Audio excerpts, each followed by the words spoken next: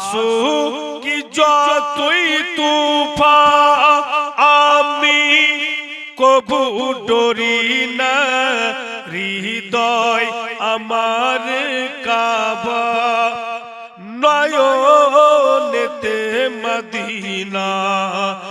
আসো কি যতই তুফান পঞ্জতনেরি প্রেমে যে जो নিরোজা রাখিবে, আল্লাহ তাআলার রহমতে সে যে ভালো থাকিবে। পঞ্জতনেরি প্রেমে যে जो নিরোজা রাখিবে, আল্লাহ তাআলার রহমতে সে যে ভালো থাকিবে। তাই তো আমরা সবাই, তাই তো আমরা সবাই পঞ্জতনের দিবানা, হৃদয় আমার কাবা, নয়নেতে মদিনা। আসো কি যতই তুফান পঞ্জতনের পথ হবে গো আমার ছাতা, সঙ্গে রবেন ফাতেমা আলী বলিবেন কথা। পঞ্জতনের পথ হবে গো আমার ছাতা, সঙ্গে রবেন ফাতেমা আলী বলিবেন কথা। হাসান দিখাবেন আলো, হাসান দিখাবেন আলো, হুসাইন দিবেন ঠিকানা, হৃদয় আমার কাবা, নয়নেতে মদিনা।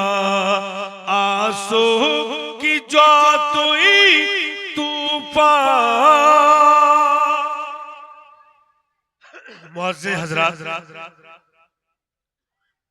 আমরা এমনই নবীর উম্মত আর এমনই নবী পাকের কালমা আমরা পড়েছি, আমাদের মতো কিসমত কওরির নাই, আমাদের মতো ভাগ্য অন্য নবীর উম্মতের নাই। কারণ যতক্ষণ পর্যন্ত আমাদের নবী জান্নাতে প্রবেশ না করেছেন, অন্য নবী জান্নাতে যাবেন না। জোরে বলুন, একটু আরো জোরে। ভাষা ছেলেরা বুঝতে পারোনি? যতক্ষণ পর্যন্ত আমাদের নবী প্রথম জান্নাতে না গিয়েছেন, অন্য নবী যাবেন না। আর যতক্ষণ পর্যন্ত শেষ নবীর উম্মত অর্থাৎ আমরা জান্নাতে প্রবেশ না করেছি, অন্য নবীর উম্মতকে যেতে আদেশ নেই। জোরে বলুন। এই কিসমত আমাদের। কত রাসূলুল্লাহ আমাদের ভালোবাসেন, একটু ঝলক আমি আপনাদের সম্মুখে রাখছি। যে রোজ রোজ এসে বসে আর কুচুর মুচুর করছে রোজ। বিরাদার ভাইরা বাপিরা আমার, অনেক দূরকার কথা মনে রাখবেন। নবী পাক যখন 7 আসমান ভেদ করে আল্লাহর সঙ্গে দেখা করতে গেলেন, উনাকে যখন মেরাজ হইল, কিতাব লিখক লিখছেন বাপু, এক একটা আসমান পার হওয়ার রাস্তা কিতাবে লেখা আছে 550 বছর। আর 7 আসমান আছে। তারপর একটা জায়গার নাম আছে সিদরাতুল মুনতাহা। ওখান থেকে আল্লাহর পর্দা শুরু আছে 7খানা পর্দা আছে, আর এক একটা পর্দা পার হওয়ার রাস্তা লিখছে কিতাবে 750 বছর। এত দূরত্ব রাসূলুল্লাহ গিয়ে আল্লাহর সঙ্গে কথা বলেছেন, তারপরে পৃথিবীতে এসেছেন। তো যখন আল্লাহর সঙ্গে দেখা করতে গেলেন, বেকার ফালতু ঝামেলা,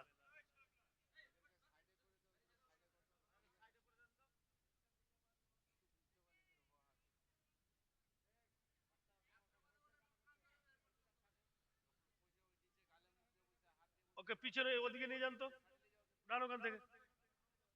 ওয়ারাকে কেন উঠাইছেন? ওইটি বেশি গোলমাল করছে।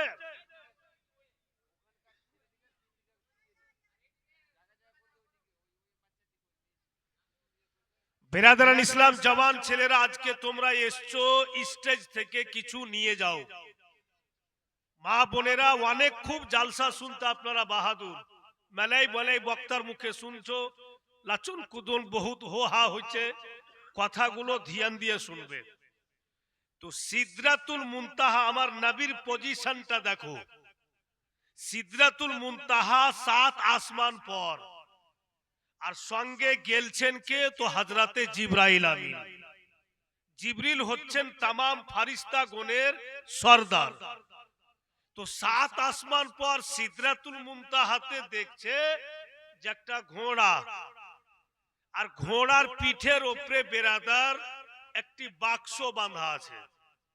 তো নবী মুস্তাফা জিবরাইল আমিনকে বলছেন, ও জিবরাইল, বাক্সটা ঘোড়ার উপর থেকে নামাও। নামিয়ে দিলে, কথা মনে রাখবে মা বোনেরা, খুব জালসা শুনছেন আপনারা, কোথায়কার ঘটনা? তো 7 আসমান উপরকার সিদরাতুল মুনতাহার ঘটনা। জিবরাইল আমিন ঘোড়ার উপর থেকে বাক্সটা নামিয়ে দিলে, তো বাক্সর মুখে কিন্তু তালা মারা আছে। তো তালা মারা আছে, তো নবী আমার বলছেন, জিবরাইল তালাটা খুলো। জিবরাইল আমিন বলছেন, ইয়া রাসূলুল্লাহ, কেমন করে খুলবো? বাক্স খোলার তালা যে খুলবো, তো তালার চাবি না, আমার কাছে তো চাবি নাই, আমি খুলবো কি করে? তো নবী আমার মুস্কি মেরা হাইসা বলছেন, জিবরাইল করিব आओ, वो चाबी मेरे पास है। জোরে বলুন। দুনিয়া থেকে নবী পাক গেলেন, চাবি জিবরিলের কাছে নাই, চাবি আমার নবীর কাছে আছে। এবার ফের জিবরাইল তালার দিকে দেখছে, তো চাবি লাগাইবার জায়গাই নাই। জিবরাইল আমিন বলছেন, ইয়া রাসূলুল্লাহ, চাবি নিয়ে কি করব? নবী পাক বলছেন, কেন? বলে, চাবি লাগাইবার জায়গা নাই। দয়ার নবী বলছেন, জিবরাইল, যে চাবি লাগানো যাবে না, ও চাবিও আমার কাছে আছে, ও চাবিও আমার কাছে আছে। তো জিবরাইল আমিন নবী পাকের দিকে টুকটুক করে দেখছেন যে চাবি লাগাইবার জায়গা নেই, তো কোন চাবি যে বিনা লাগাতি খুল যাবে? কথা মার্ক বুঝবেন কি ইম্পর্টেন্ট, যে জিবরিলের কাছে চাবি নেই, আমার নবীর কাছে চাবি আছে। তো জিবরাইল আমিন বলছেন, আকা, তো কেমন চাবি, রং ঢং? দেই না, তেজ কেরম লিয়া বাঁ হাতে দিচ্ছি, তেজ কেরমটাই দে, তুই খাইলি তুই। বিরাদার, তো দেখেন, এই যে আমরা মাজমাতে ঝাঁক ধরে বাঙালি আন্দাজে দুরুদ পড়ছেন আপনারা।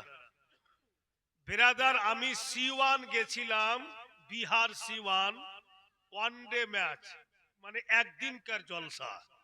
ওখানে বাংলার বুনিয়াদও নেই, তো শুধু উর্দুতে হয়।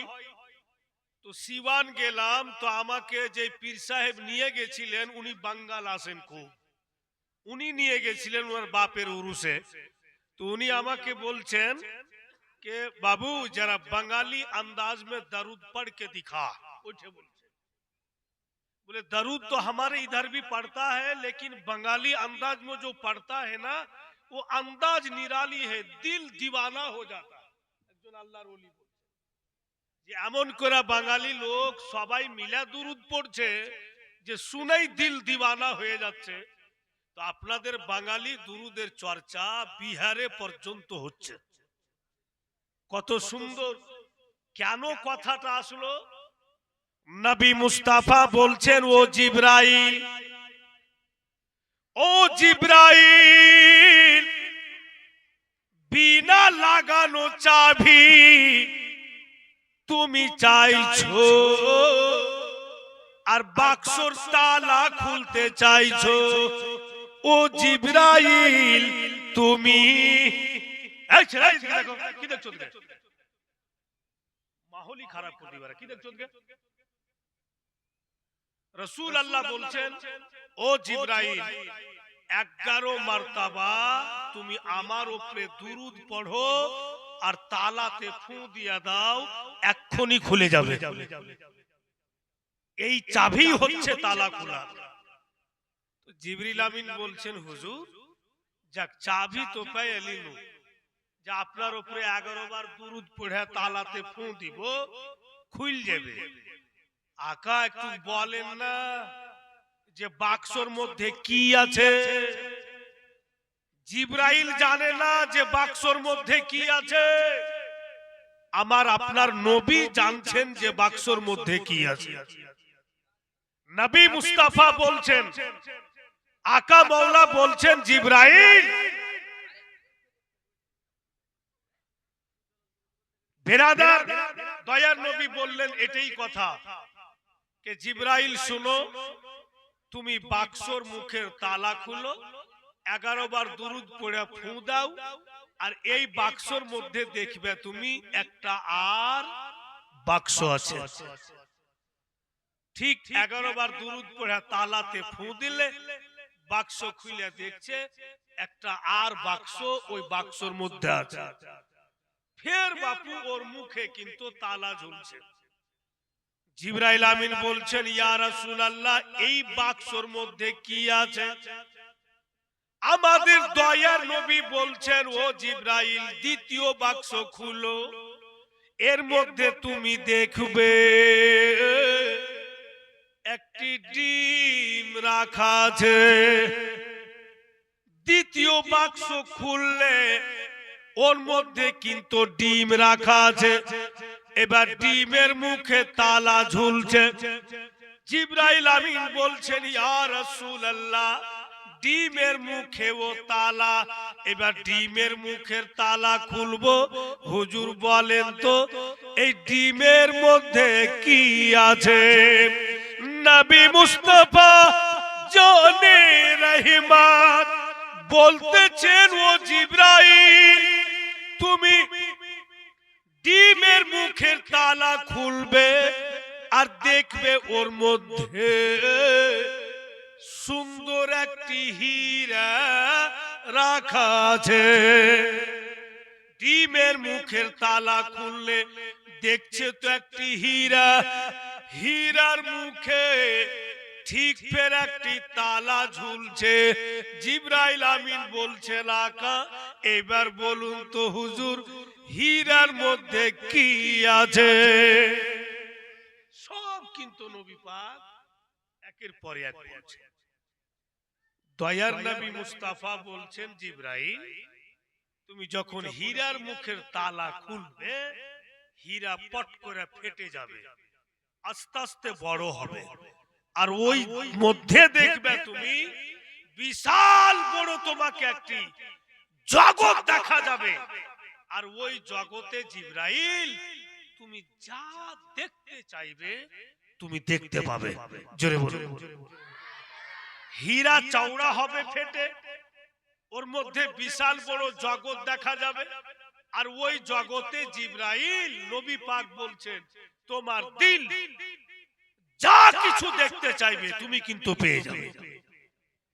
তো জিবরাইল আমিন বললেন কি আল্লাহ, হীরার মধ্যে আমি আল্লাহ তোমার দ্বিতীয় রূপখানা কেমন আমি দেখতে চাই।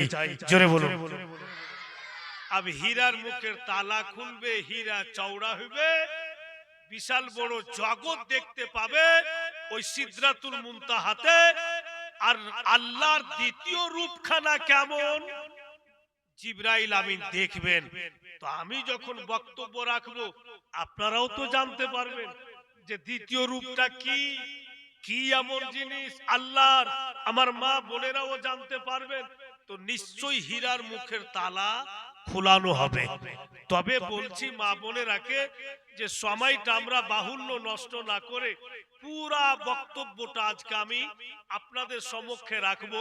তবে কথা হচ্ছে যে আপনারা তাড়াতাড়ি যা কিছু দান দিতে এসেছেন, তুমি তোমার নাম নূর আলম নানু এবং দাদু নাকি বললো নামে দিয়েছে 300 টাকা। সুবহানাল্লাহ, মাশাআল্লাহ, আলহামদুলিল্লাহ। যদি জালসার কেউ হর্তা কর্তা থাকো তো মা বোনদের কাছে 2-4 জন মিলা যাও। তোমরা লেট করলি কিন্তু অসুবিধা, তোমরা লেট করলি তোমাদেরই ক্ষতি হবে, আমার হবে না। তোমরাকে বারবার বলবো তবেই তোমরা যাবে, আর তোমরা আগে থেকে এগ্রি থাকতে পারছো না। বিরাদারান ইসলাম, এই জওয়ান ছেলেরা তোমরা যত কেউ এখানে এসছো আজকে লাখো টাকা বিরান করে দিচ্ছ।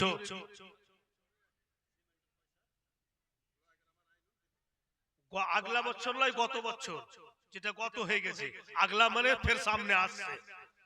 তো গত আগে না ও গো নবী তোমায় বিনা ভালো লাগে না, গাইছি শুধু নবী আমি তোমার তারানা, সুবহ শাম তোমার নামে মালা যে জপো, আমি মদিনা যাইব, আমি মদিনা যাইব। মোবারকের বাবা বাবলুক সে 100 টাকা। ও গো নবী তোমায় বিনা ভালো লাগে না। সুবহানাল্লাহ, একটাকে চাঁদির আংটি দিয়েছে। ভাই গো মোর নবীজির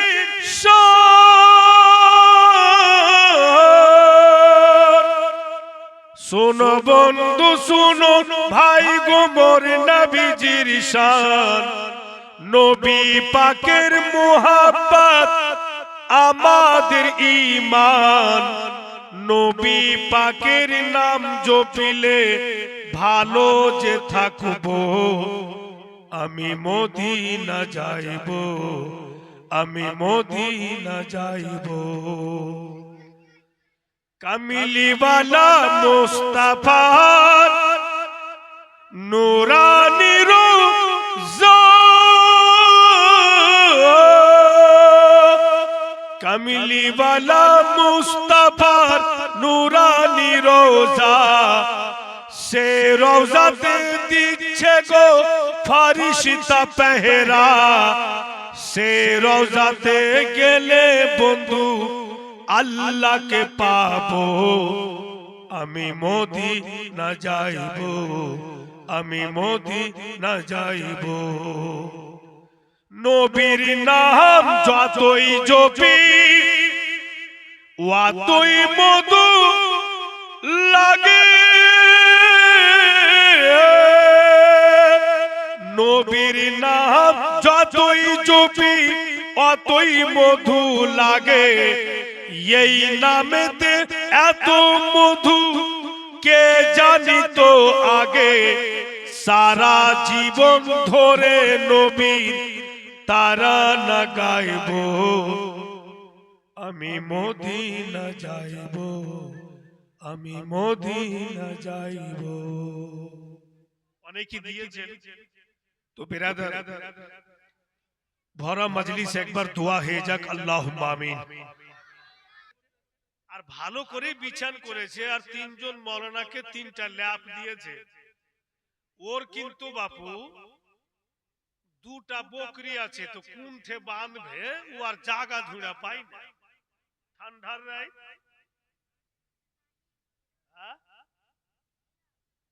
যাই হোক, একজন একটা ঘড়ি দান করে দিয়েছেন। সুবহানাল্লাহ, মাশাআল্লাহ, আলহামদুলিল্লাহ, জাযাকাল্লাহ। জনাব রমজান শেখ 200 টাকা নগদ আর এক বোরা সিমেন্ট। জনাব রমজান শেখ 200 টাকা নগদ আর এক বোরা সিমেন্ট। তো আমরাই বললাম যে জি ভাই কুণ্ঠে বাইন্ধা বাড়ে বা এই যে আমাকে পায়ের দিকে টাটিতে বাইন্ধ দাও। ও কিন্তু বাইন দিয়েছে। এবার ঠান্ডার রাত তো পেচ্ছাবের চাপ বেশি হচ্ছে, তো জালসার পরে ঘুমিয়েছি, আর 1-1.5 ঘন্টা ঘুম টুম মেরে পেচ্ছাবে উঠেছি কিনা, তো একটা বকরি বাঁধা আছে আর একটা নেই। আমরা তিনোটা মৌলবি পুছে, এই তো বাড়িওয়ালা, আমরা কি চোর কই যে দুটা বকরি বাঁধনু তো আর একটা করি? আমাদের তো টেনশন উঠাল। আর পেচ্ছাব করতে যাচ্ছি কিনা, তো বকরিকে দেখছি গহমের খেতে ঢুকে গেছে, আর ও গহম খেয়েছে। আমি ধর কোন রকম ধরে লে যা বাঁধবো, মানে ছুটে গেছে। আর বকরিটাকে লিয়া যখন আসছি, দেখেন মানুষকে দেখেন, দুনিয়াবি কথা বলছি তো কত শান্তিতে শুনছে, বুঝতে পারছেন তো?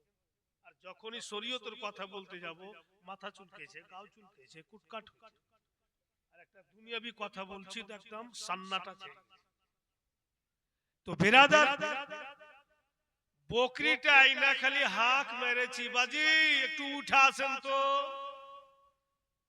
ও নিঁধের ঝোঁকে উঠেছে, আর আমরা তো বকরিটা দড়ি ধরে আছি। উঠে দেখো চোর চোর করে লাগলো চিল্লাতে। এত বলছি, হে লক্ষ্যরা থাকেন, গাওয়ালা এসে মারবে। এটা কোন ভাষা? আমরা আছি তো ও চিল্লে চলে এসেছে। একটা মৌলভী সাহেব যার মুখে হাত দিয়ে বলছে যে চুপ করেন, যে কাণ্ড করছেন মার খিলিয়া ধুম করে দিবেন। আমরা মৌলভী সাহেব তো, আমরা চোর নয়। তো বলছে কেমন কি ব্যাপার? আমি তোমার বকরি ছুটা গহমে চলে গেল, আমরা ধরে নিয়ে আসুন বলে তোমাকে উঠাই, তোমার ভালাই গেলে তুমি চোর চোর চিল্লাতে লাগলে, তো গাওয়ালা এসে মারতো না। ওই দিন যদি পিটন দিত ঘামাকে, তার আমি জীবনী কইতে পারতাম। মানে গাওয়ালার মায়ের যখন হয় কিনা, তো আ লাপ্পা মায়ের হয়, ও কিছু বুঝে না এমন মায়ের দেয়। এই বকরিটা দেখেই কথাটা মনে হলো। তো যাই হোক বেরাদারান ইসলাম ভাইরা, বন্ধু করে আমার, দেখলাম আমি মসজিদে এদিককার যেটা ওয়াল আছে এটাকে ভাঙতে হবে, আর যদি না ভাঙবে তো মসজিদের জায়গা কিছুটা